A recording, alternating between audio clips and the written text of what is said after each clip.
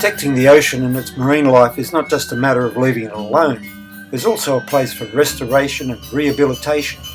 In Bali, fishermen from the north coast village of Les were worried about the reef that sustains their livelihood. They catch fish for the ornamental fish trade and used to use cyanide, which stunned but didn't kill the fish and made it easier to scoop them up. But there was a downside. The cyanide killed the coral and other marine life that made up the reef.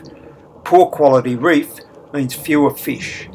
The fishermen realised their future was under threat and decided to do something about it. First they made a decision as a community to stop cyanide fishing.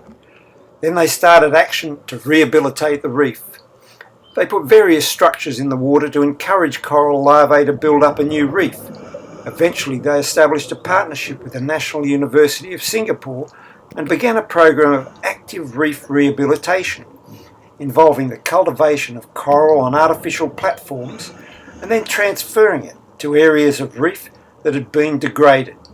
The aim is to encourage coral spawning and natural growth. I recently had a chance to participate in a program involving the Balinese villagers, scientists from Singapore and volunteers from Australia, all working together.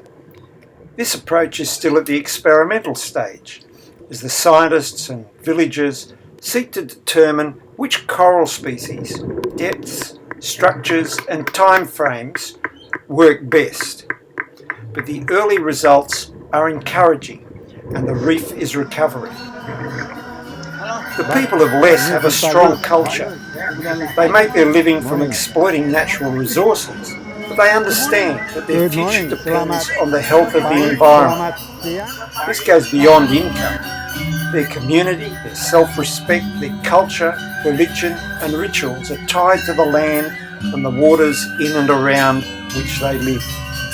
If they can maintain a healthy environment, it's more likely that future generations will continue to enjoy their traditional way of life. And there's probably something for us to learn from this cooperative approach to environmental protection and rehabilitation.